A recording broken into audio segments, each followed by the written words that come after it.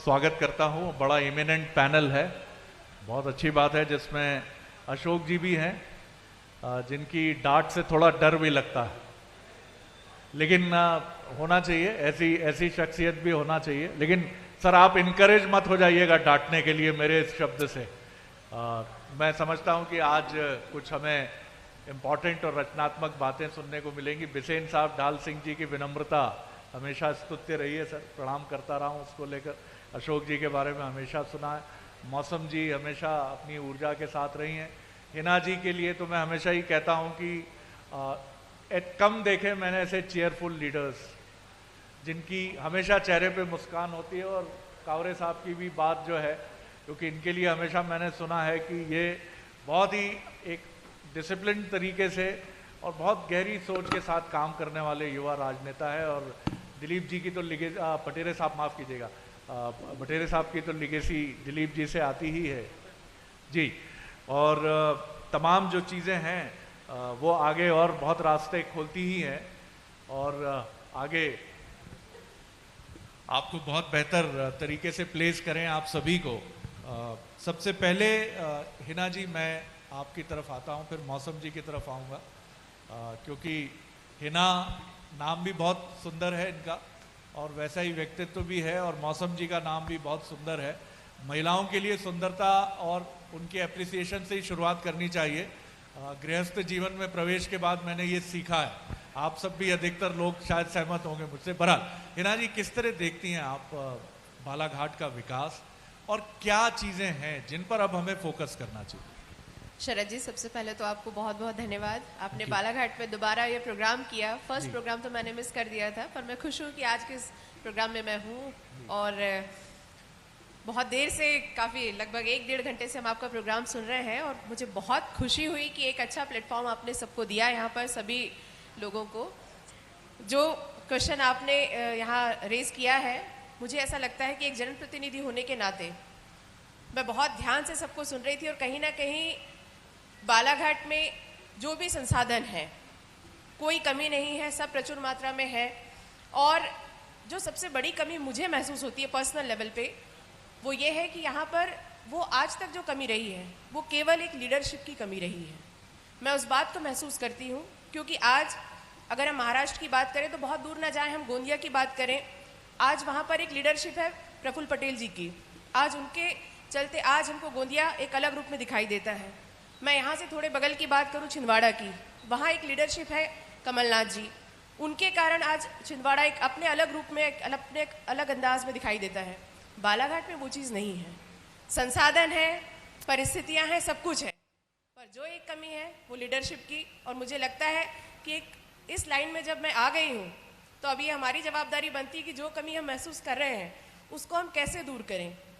और इसकी शुरुआत जब मुझे मौका मिला काफ़ी लंबे समय के बाद, जब कांग्रेस की सरकार बनी, 15 महीने के लिए ही सही, लेकिन उस पीरियड में जब मुझे समय मिला तो मैंने आदरणीय कमलनाथ जी से ये रिक्वेस्ट किया कि भाई, जब एक उद्योगपति राजनेता के रूप में मध्य प्रदेश का प्रतिनिधित्व कर रहा है तो इसका फ़ायदा बालाघाट को कैसे मिले। आज बालाघाट में इन्वेस्टर्स मीट हुआ, बहुत अच्छा हुआ, मैं खुश हूँ इस बात के लिए।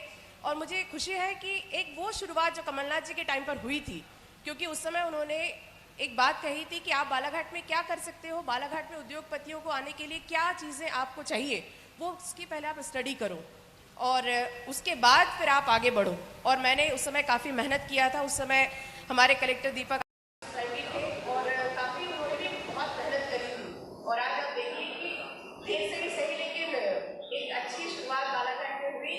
और मुझे चूँकि ज़्यादा शेरो शायरी आती नहीं है, लेकिन आप बहुत अच्छी शायरी करते हैं, तो आप हमेशा कहते हैं ना कि मेरे सीने में ना सी, क्या बोलते हैं आप, एक बार प्लीज बोलेंगे क्या? मेरे सीने में ना सही तो तेरे सीने में सही हो कहीं भी आग, लेकिन आग जलनी चाहिए। आज वो आग जली, इसलिए मैं बहुत धन्यवाद करती हूँ। धन्यवाद। बहुत ही प्रिसाइज, लेकिन बहुत ही ऊर्जा से भरी हुई अपनी बात। मैं मौसम जी से जरूर जानना चाहूँगा, लिगेसी है राजनीति, मेरा माइक्रोफोन किस तरह आप सबसे पहले तो आपको बहुत धन्यवाद।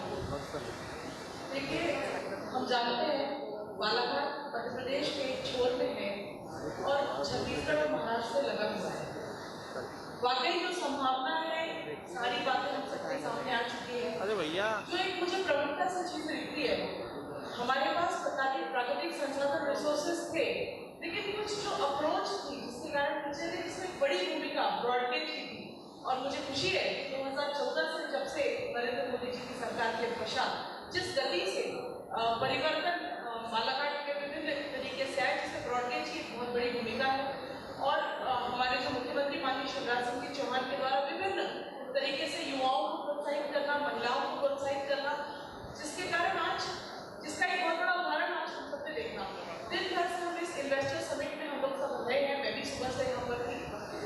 जो योजनाबद्ध तरीके से माननीय शिवराज सिंह चौहान विभिन्न तरीके से उद्योगों को प्रोत्साहन देने के जो प्रयास उनकी नीतियों के द्वारा किया गया, मुझे विश्वास है कि इससे हमारे युवाओं को और भी अन्य क्षेत्र के इन्वेस्टर्स को यहाँ पर इन्वेस्ट करने के लिए एक बहुत अच्छा अवसर मिलेगा। और इसके लिए मैं सभी को बहुत सारी शुभकामनाएं देती हूँ। प्रशासन और शासन ने मिलकर एक बहुत अच्छा प्रयास किया है और उसे हम अच्छा करेंगे। इसके पूर्व में भी हम सब ने किया था। पहली बात तो यह है कि बालाघाट बदल रहा है। यदि ना बदल रहा होता तो शरद द्विवेदी जैसा बड़ा पत्रकार 3 महीने में 2 बार बालाघाट नहीं आते। और चूंकि बालाघाट बदल रहा है, बालाघाट वालों की सोच बदल रही है। अभी आप श्रद्धेय अटल जी की बात कर रहे थे। अटल जी कहा करते थे कि छोटे मन से कोई बड़ा नहीं होता और टूटे मन से कोई खड़ा नहीं होता। हमें पिछड़ा कहा जाता है कि बालाघाट जिला पिछड़ा है। कभी कोई पिछड़ा नहीं होता है, पिछड़ी होती है हमारी सोच। व्यक्ति जैसा सोचेगा व्यक्ति वैसा करेगा। कल तक क्या हुआ, बजाय इस पे गाना गाने के आज और आगे क्या करना है, यदि इस पे चिंतन करेंगे तो बहुत अच्छे और बहुत सकारात्मक परिणाम हम दे सकते हैं। आज पूरे दिन भर से हमारा और आपका सफर जारी है। आज हमने देखा, आपने इस बात को पहले भी कोट किया कि बालाघाट जैसा जिला, और जब अपन बालाघाट बोलते हैं तो हमारी भाव तन जाती कि बालाघाट जैसा जिला, यानी लोगों का मानस बन गया कि बालाघाट जैसा जिला। साहब, ये वो बालाघाट है जो बहुत से लोगों को आकर्षित करता है। ये वो बालाघाट है जो यहां एक बार आ गया वो यहां का होकर रह जाता है। ये वो बालाघाट है जो अपनी प्राकृतिक सौंदर्यता के कारण, यहां के लोगों के एक सरल मिजाजी के कारण, एक बहुत अच्छी बात पगारिया जी ने कही थी कि जीवन का सबसे कठिन काम क्या है, कि व्यक्ति का सरल होना। वास्तव में यहां की सरलता मैं नहीं मानता कि बहुत सी जगह होगी। और इन सब कारणों से आज बालाघाट जैसे जिले में हमारे जिला प्रशासन, हमारी सरकार से, हमारे भारतीय जनता पार्टी के जनप्रतिनिधियों के, हमारे यहाँ के लोकल इंडस्ट्रियल, सभी के सामूहिक सहयोग से 5,000 करोड़ रुपए के इन्वेस्टमेंट की चर्चा बालाघाट की धरती पे होना इस बात को निश्चित रूप से तय करता है कि आने वाला कल बालाघाट का है। यह एक स्वर्णिम कल है और एक सुखद भविष्य है। परमात्मा ने हीरा सबको बनाया है, लेकिन शर्त यही है कि जो घिसेगा वही चमकेगा, और नहीं तो सब एक जैसे हैं। अटल जी एक बात और कहा करते थे, क्योंकि हम पॉलिटिकली कंपटीशन में रहते हैं, हम एक दूसरे को नीचा दिखाने का प्रयास करते हैं, हम बहुत सी बातें कहते हैं, लेकिन अटल जी की यहाँ ये बातें सबको संबल प्रदान करती है कि बाधाएं आती है आई, घिरे प्रलय की घोर घटाएं, पांवों के नीचे अंगारी, सिर पे बरसे ज्वालाएं, निज हाथों में हंसते हंसते आग लगाकर चलना होगा, कदम मिलाकर चलना होगा, कदम मिलाकर चलना होगा। बालाघाट का पॉलिटिशियन हो, चाहे बालाघाट जिले के इंडस्ट्रियल हो, चाहे बालाघाट को बदलने वाले जितने भी युवा सोच हैं, यदि सब कदम ताल करके चलेंगे तो सबका चला हुआ एक एक कदम बालाघाट जिले को कई कदम आगे ले जाकर चलेगा। और मैं निश्चित रूप से आपसे प्रॉमिस करता हूं, इस मंच से और मंच के सामने हम सब मिलके आने वाले कल में जब आप अगली बार पुनः बालाघाट जिले में आएंगे तो फिर से एक नए बालाघाट को देखेंगे, एक नए बालाघाट की संकल्पना को आप देखेंगे। और चाहे राइस हो, चाहे बैम्बूज हो, चाहे मिनरल्स हो, जितनी भी चीजें हैं, सौभाग्य मानता हूं मैं कि हमें परमात्मा ने बालाघाट जिले में पैदा किया है।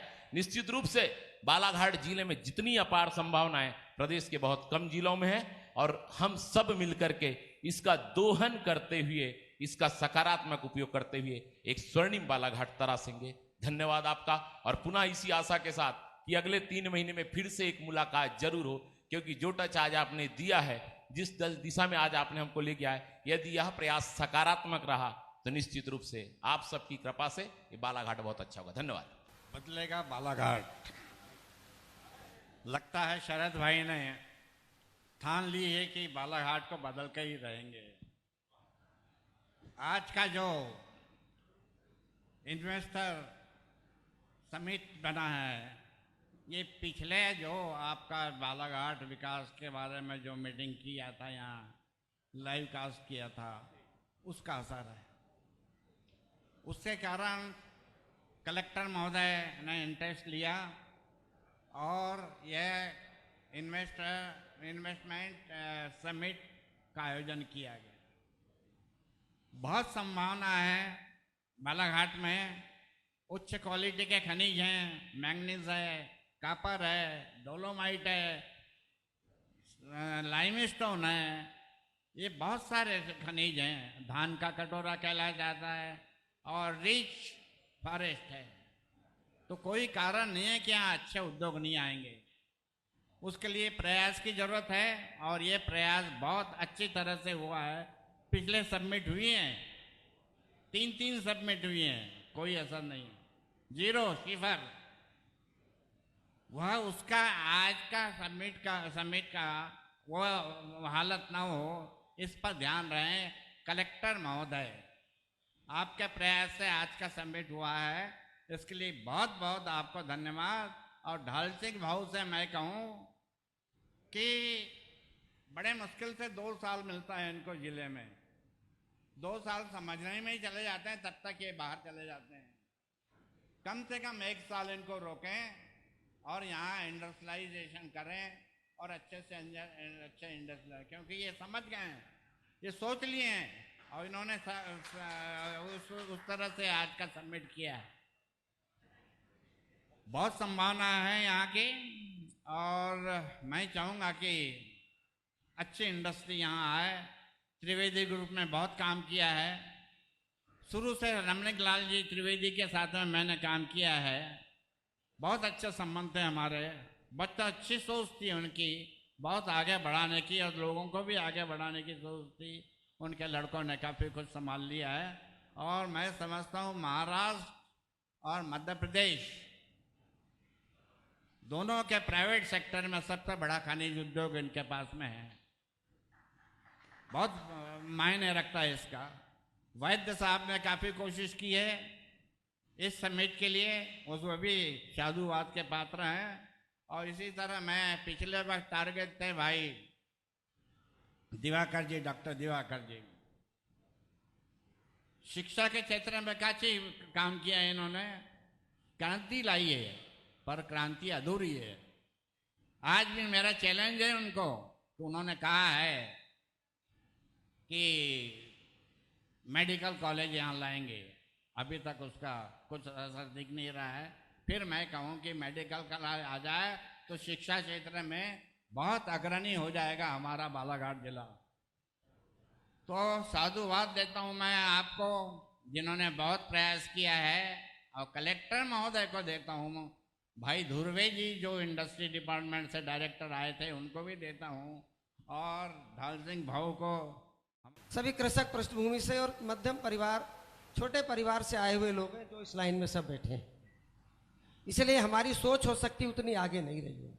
यहाँ पर जिस तरह का मिनरल्स और सारी चीज़ें रहीं, तो कहीं ना कहीं हर चीज़ इसके पहले तक सब राज्याश्रय पर ही आधारित होती रहीं। और अब यदि मैं कहूँगा तो फिर अलग बात हो जाएगी कि कॉपर कारखाना बालाघाट में खुला और शोधन का कारखाना गुजरात चला गया या राजस्थान चला गया, खेतड़ी, तो फिर किसका नेतृत्व अक्षम था, विचार करना पड़ेगा। तो मैं इसलिए कहने का आरोप प्रत्यारोप का मंच नहीं है। इतनी बड़ी माइंड के आधार अंग्रेजों के ज़माने से चल रही है, पर कहीं ना कहीं हमने कहा ना कि उस तरह के उद्योगपति इस बालाघाट में नहीं रहे, क्योंकि यहाँ पर किसान परिवार के लोग ज़्यादा रहे।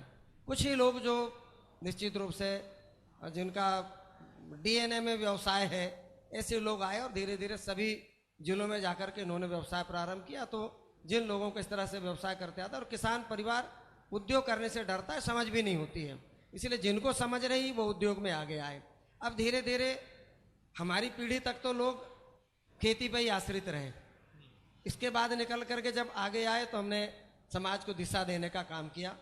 तो मैं वहाँ से प्रारंभ करता हूँ कि जब मैं विधायक नहीं था, और आपने कहा ना कि मैं एक चिकित्सक के रूप में मैं ग्रामीण क्षेत्र में काम करता था, थोड़ा सा समय जरूर लगेगा पर पृष्ठभूमि था।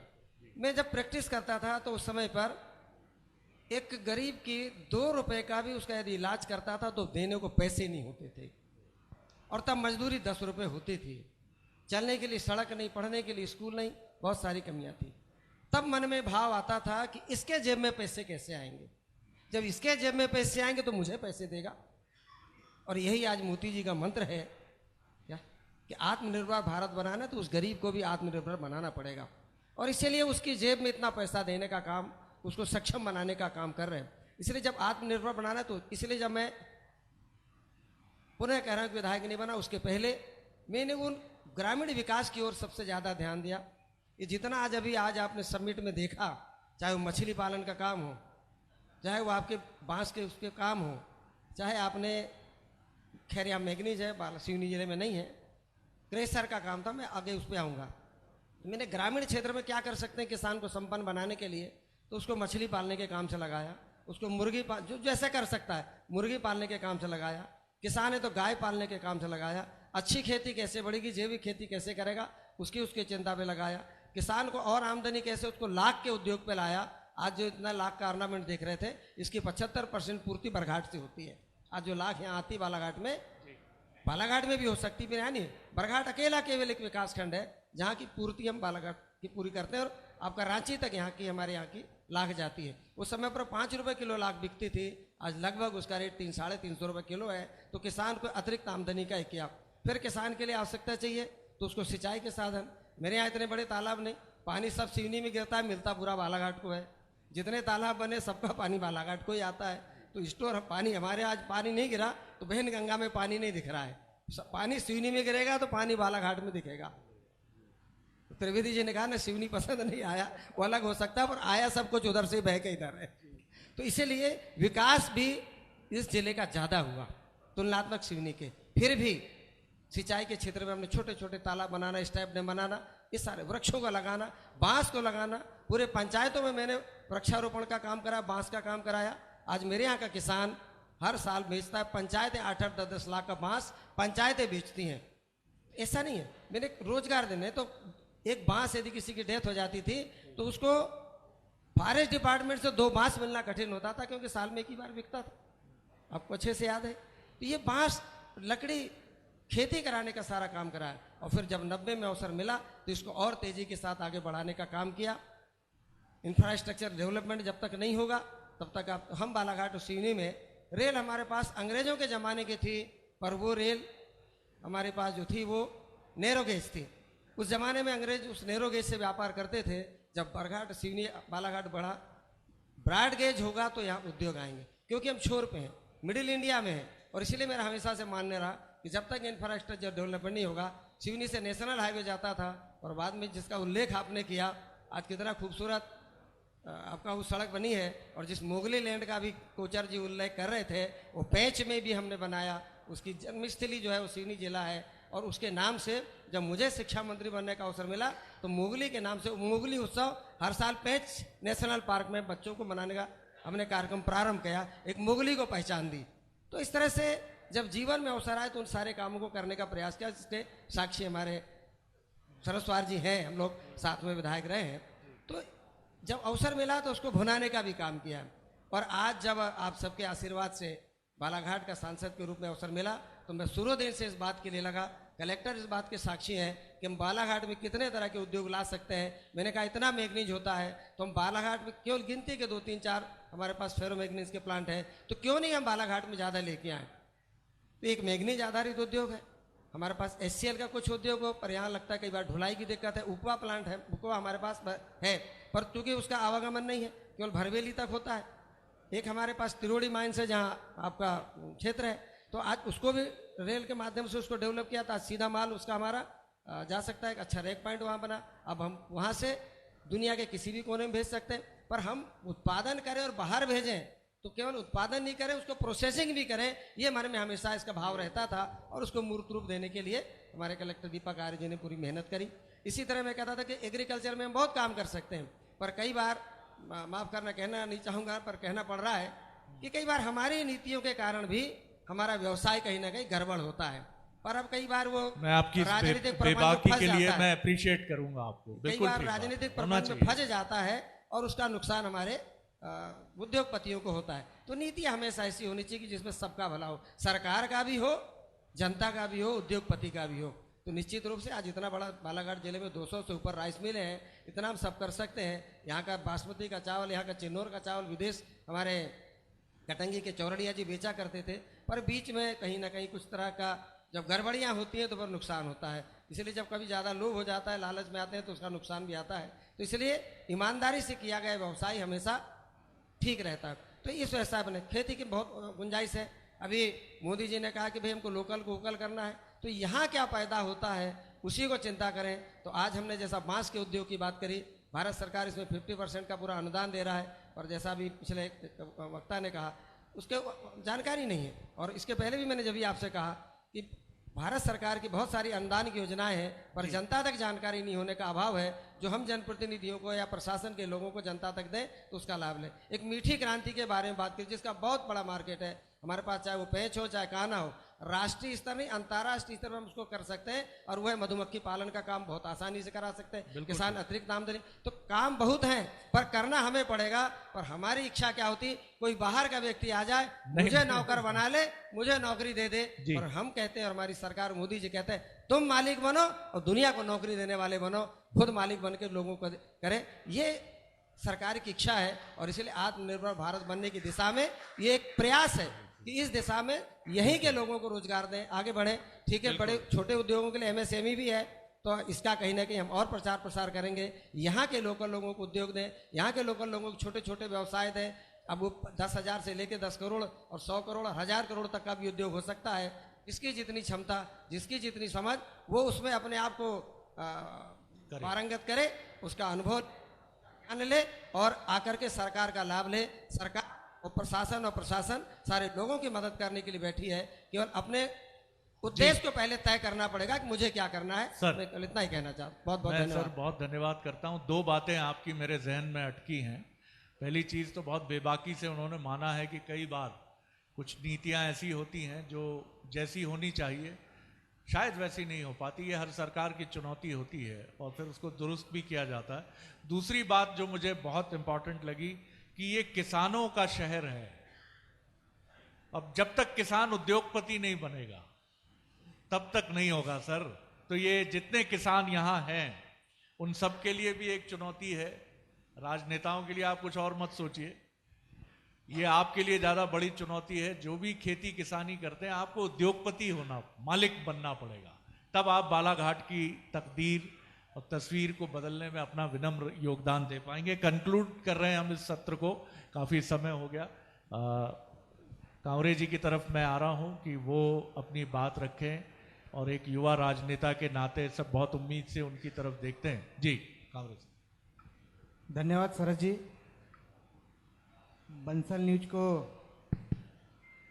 मैं बधाई देता हूं कि आज पूरे मध्य प्रदेश, पूरे देश ने इस बालाघाट जिले को देखा है। जैसे कि इस आपका इवेंट है बदलेगा बालाघाट।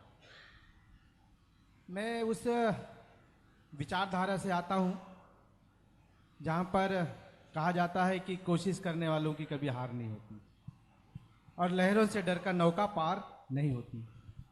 मैं सुषमा दीदी के उस लाइन को भी अपना मूल मंत्र माना है कि मन के जीते जीत है और मन के हारे हार है। आज जब इन्वेस्टर समिट की हम बात करते हैं, मैं चूंकि आदरणीय प्रधानमंत्री जी मोदी जी के उस भाव के साथ में, उस विश्वास के साथ में काम करता हूं जहां पर पहली मेरी प्राथमिकता मेरा देश, फिर दल और फिर व्यक्ति।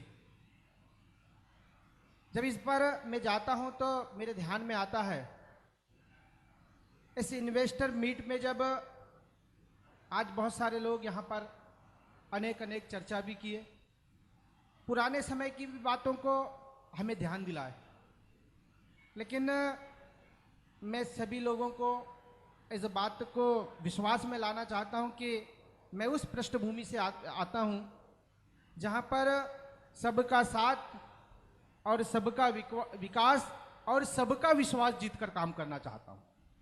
क्योंकि सभी दल के लोग यहां पर हैं और मैं मध्य प्रदेश सरकार में एक मंत्री के रूप में सरकार के तरफ से भी जनता जनार्दन की जो योजना कैसे जनता तक पहुंचा पाऊं उस पर भी काम कर रहा हूं। एक जिम्मेदारी दायित्व पर मुझे अवसर मिला है काम करने का, तो मैं मन से जीता हुआ हूं और मैं आपको विश्वास दिलाना चाहता हूं कि 4200 हमारे इन्वेस्टर मीट आज सबमिट हुए हैं, 4200 हमारे इन्वेस्टर मीट यहाँ पर सम्मिलित हुए हैं। आने वाले समय में 10,000 तक के लेकर जाऊंगा, ये विश्वास है। लेकिन उसके लिए सिर्फ विश्वास ही नहीं, उसके लिए जमीन पर काम भी करना पड़ेगा। मैंने कलेक्टर बालाघाट से कहा है कि ये सारी चीजें हमारी तैयारी आज की नहीं है कि हमने 4 दिन में इसको तैयारी कर लिया। इसके पहले मैंने इन्वेस्टर को बुलवाया, मैंने उद्यमी को बुलवाया, उनसे चर्चा किया। यहाँ पे त्रिवेदी जी बैठे हुए हैं, मैं उनके साथ में चर्चा करके सरकार के तरफ से क्या सहयोग हो सकता है। हमारे उद्योगपति आएंगे तो उनको किन परेशानियों का सामना करना पड़ रहा है, हमने नीति बदलवाई। आज मैंने हमारे उद्योग मंत्री जी को लेकर आया, उनसे चर्चा करवाई, माननीय मुख्यमंत्री जी के पास में चर्चा की। और ये चर्चा होने के बाद आज जब पहली बार जब चर्चा हो रही थी कि ये इन्वेस्टर मीट करेंगे यहाँ पे, तब हमारे ध्यान में था कि 1000 का सबमिट होगा। लेकिन बढ़ते गया, लोगों का विश्वास जागते गया, और विश्वास हम जगाएंगे और उस काम को करेंगे। जहाँ पर लैंड की बात आएगी, हमने बालाघाट जिले के सारे जनप्रतिनिधि जो सहयोगात्मक इस काम में रहेंगे, वो सारे जनप्रतिनिधि को रखेंगे, अधिकारी को उसमें सदस्य रखेंगे, हमारे कलेक्टर प्रधान सचिव रहेंगे, और इस व्यवस्था को लेकर एक कमेटी बनेगी जो हर महीने इसकी समीक्षा करेगी कि हमने क्या पाया और क्या खोया है, हमने क्या किया। अगर सरकार के तरफ की कोई विषय आएगा तो मैं खुद भी उस बैठक को लीड करूंगा। तो ज़्यादा से ज़्यादा लोगों को, हमारे उद्योगपतियों को हम सुविधा दे सकेंगे, उनकी जो समस्या है उसका समाधान करेंगे तो निश्चित रूप से हमारे पे विश्वास होगा। बहुत सारे लोगों ने कहा कि ये हमारा जिला 59% वनों से घिरा हुआ है। निश्चित रूप से मैं आयुष विभाग में भी काम कर रहा हूँ। एक नई नीति को लेकर हम देवाल में एक योजना लेकर आ रहे हैं कि हमारे आदिवासी भाई जो हमारे आदिवासी क्षेत्र में रहते हैं, उनके लिए हम कैसी खेती तैयार करें, उनको कैसे हम रोजगार दें।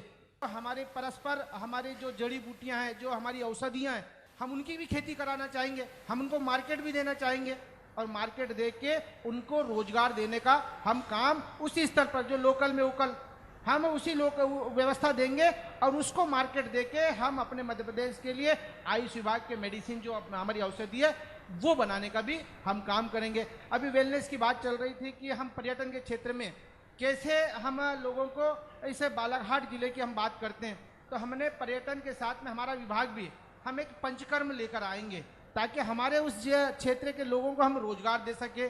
हम पर्यटन के साथ में हमारा एग्रीमेंट होगा, और जो केरल की पद्धति है, जो केरल में लोग केरल को एक अलग उसमें जानते हैं पंचकर्म को, वो हम कान्हा नेशनल पार्क में भी देने का काम करेंगे। ऐसी व्यवस्था, बहुत सारी सोच है, बहुत सारी चिंता है। उसकी चिंता, मुझे अवसर मिला है काम करने का, तो निश्चित रूप से मैं वो काम करके जितना हो सकता है सबके साथ में विश्वास में, सबको विश्वास में लेकर मैं वो काम करने का प्रयास करूंगा। जहाँ तक के ये जिले को धान का कटोरा वाला जिला कहते हैं, तो जब धान हम उत्पादन वाला जिला है तो उसकी भी चिंता करना है मुझे कि हम राइस मिलरों को कैसे यहाँ पर रोजगार के साधन में उनको कैसे प्लांट यहाँ लगाने की सुविधा दें, हम एमएसएमई के माध्यम से कैसे हमारे लोगों को हम मदद कर सके, उसकी भी चिंता है। अनेक प्रकार आपने कहा कि यहाँ पर राइस का एक उत्सव होना चाहिए। मैं निश्चित रूप से आपको आश्वस्त करता हूँ कि जब अध्यक्ष जी ने अभी कहा कि आपको 3 महीने बाद फिर से आना पड़ेगा, तो मैं जब आप अगली बार जब भी आएंगे तो हम निश्चित रूप से आपको उस उत्सव में आमंत्रित करेंगे, और एक अच्छा हमारी जो पुरानी प्रजाति है वो सारी चीज़ हम यहाँ पर करेंगे, और व्यंजन भी हम आपको हमारे चावल से बनी हुई व्यंजन यहाँ पर खिलाएंगे। ये सारी चीज़ें जो हम कर सकते हैं वो करने का प्रयास करें। मंच है, मैं पॉलिटिकल व्यक्ति भी हूँ, लेकिन पॉलिटिकल अपनी जगह में है, लेकिन इस जिले का हम क्या अच्छा कर सकते हैं उसमें सबका सहयोग मैं अपेक्षा भी करता हूँ, सभी लोगों से अपेक्षा करता हूँ, सभी दल के लोगों से, क्योंकि हमारी प्राथमिकता हमारा जिला, हमारे लोग, जिनका हम विकास कर सके, जिनके लिए हम काम कर सके। तो ये सारी चीज़ें हमारे ध्यान में है, और इस ध्यान के कारण आज जो हमारा इतना बड़ा हमने कार्यक्रम, आज आप सुबह से इस कार्यक्रम में हैं, आपने देखा भी है, और मैं इस बात से विश्वास आपको दिलाना भी चाहता हूं इस मंच के माध्यम से। आज जितने भी हमारे उद्योगपति आए थे वो स्वयं भी इंटरेस्ट ले रहे थे हमसे कल भोपाल में भी मिले, रात में ट्रेन में भी मिले और उन्होंने कहा कि आपने जो हमारे को नीति में परिवर्तन करके दिया, निश्चित रूप से हमको उसका लाभ मिलेगा। जो सड़कों का मामला है, बिजली का विषय हमारे ध्यान में, वो समय समय पे हम चर्चा करेंगे और निश्चित रूप से उनको हम सहयोग भी करेंगे। और आने वाले समय में क्या अच्छा हो सकता है, हम आपने एक ऐसा मंच यहाँ पर दिया है, ऐसा ही हम भी चाहते हैं कि हमारे ज़िले के हमारे जनप्रतिनिधि हो, हमारे व्यावसायिक बंधु हो, हम इन लोगों के साथ में भी बैठकर इस ज़िले के विकास में काम करेंगे। पर आखिरी में मैं आपको बहुत धन्यवाद देना चाहता हूँ, आपने एक ऐसा मंच दिया, आज एक ऐसे विजन को लेकर आपने पूरे देश में इस ज़िले को दिखाने का काम किया, उसके लिए भी मैं आपको बहुत बहुत धन्यवाद देना चाहता हूँ। ये बालाघाट जिला है, यहाँ नौजवान युवा लोग भी राजनीतिक क्षेत्र में बहुत आगे काम करने के सोच को लेकर काम कर रहे हैं। हमारे युवा उद्यमी उद्योगपति भी आपने देखे, यहाँ पे हमारे युवा साथी भी हैं। हम सब लोग इस नए जनरेशन में, नए युग में जा रहे हैं, तो नए युग को लेकर टेक्नोलॉजी का ज़माना है, उन सारे टेक्नोलॉजी का उपयोग करते हुए हम आने वाले समय में बहुत काम करेंगे। मैंगनीज, हम जहाँ मैंगनीज की बात करते हैं, ऐसे आज जितने भी हमारे उद्योगपति आए हैं, उनको क्या हम मैंगनीज में क्या सपोर्ट कर सकते हैं। हमने मोबाइल के सीएमडी को बुलवाया था, उद्योग मंत्री जी ने उनसे भी कमिटमेंट करवाया कि हम इनको कैसे मदद कर सकते हैं। उन्होंने भी जो हो सकता है वो मदद करेंगे और हम सब जनप्रतिनिधि मिलकर उद्योगपतियों का सहयोग करेंगे। तो हमारे अलग अलग यहाँ पर जो काम है, चाहे वो कृषि के क्षेत्र में हो, चाहे हमारे मैंगनीज के क्षेत्र में हो, चाहे हमारे फॉरेस्ट के क्षेत्र में, सारा का सारा हमारे क्षेत्र बालाघाट जिला एक ऐसा जिला है जहाँ पर बहुत सारी संभावनाएं हैं और बहुत सारी संभावनाओं को हम छूते हुए काम करेंगे। मैं यहाँ पर सभी जनप्रतिनिधि आए, सभी हमारे प्रशासनिक अधिकारी, हमारे कलेक्टर दीपक आर्य जी और उनकी पूरी टीम ने इस योजना को जैसे जैसे सरकार का निर्देश मिलते गया, जैसे जैसे शासन ने आदेश देते गया, उस प्रकार से योजनाबद्ध तरीके से आज इस कार्यक्रम को भी उन्होंने तैयार किया। मैं लगभग 8 दिन से कलेक्टर बालाघाट के साथ में संपर्क में था, कौन अधिकारी, कौन उद्योगपति, किससे चर्चा हो रही है, ये सारी रणनीति के तहत हमने इस काम को यहाँ पर किया है और ये रणनीति आगे भी रहेगी। और यहाँ पर जो हमने आज इस विजन को लिया, इस मिशन को लिया, उसको अंजाम तक पहुँचाने में हम सब लोग यहाँ पर सहयोगी के रूप में रहेंगे। चाहे हमारे चाचा सरस्वाल चाचा जी हो, चाहे बहन हिना हो, चाहे भटेरे साहब हो, चाहे हमारे सांसद जी हो, चाहे हमारे उद्योगपति यहाँ पर बैठे हुए, सबके साथ में सबका साथ लेंगे और सबका विकास भी होगा और सबके विश्वास के साथ में इस बालाघाट जिले को एक नई ऊंचाई पर लेकर जाएंगे। ऐसी मैं आपको विश्वास दिलाता हूँ। आप सब लोगों को बहुत बहुत धन्यवाद। भारत माता की जय, वंदे मातरम। बहुत बहुत धन्यवाद। और आपका विश्वास बाकी साथियों के साथ खूब खनका आज मंच पर, और आज आपको मैंने भी बड़ा मुझे लगता था आप कम बोलते हैं, लेकिन मुझे लगा कि आज आप बालाघाट के लिए बहुत मन से बोले और बहुत हृदय से बोले और बहुत खुलकर बोले। मुझे लगता है कि मीडिया में बालाघाट को अपना अधिकार मांगना चाहिए। बालाघाट चाहे हिना जी आए भोपाल, उनको आना चाहिए समाचार माध्यमों की तरफ कि नहीं, आप बालाघाट को उसका हक दीजिए। बालाघाट के पास खबरें भी हैं और बालाघाट के पास विजन भी है। चाहे भटेरे साहब आए, मुझे लगता है इसमें आप लोग थोड़े संकोची हैं, क्योंकि निशांत अगर नहीं होते, यही सारथी बने, ये बालाघाट से ही हैं और इनका बड़ा आग्रह रहता है कि कार्यक्रम यहाँ होना चाहिए। हमारे लिए थोड़ा कठिन होता है कि बालाघाट पहुंचना, 400 किलोमीटर बाय रोड या गोंदिया आना, और अभी ट्रेन और तमाम चीज़ें कोविड-2 के बाद, लेकिन ये सारथी बनते हैं, ये कार्यक्रम होता है। लेकिन आप लोग भोपाल आएँ जब भी, मैं ढाल सिंह जी से भी आग्रह करूँगा, अशोक जी को तो हम यहीं आशीर्वाद ले लेंगे इनसे, लेकिन मैं आपसे वादा करता हूँ कि बंसल न्यूज़ बालाघाट की आवाज़ उठाता रहेगा और हम जितना हो सकेगा हम बिल्कुल आपके साथ खड़े रहेंगे, चट्टान की तरह।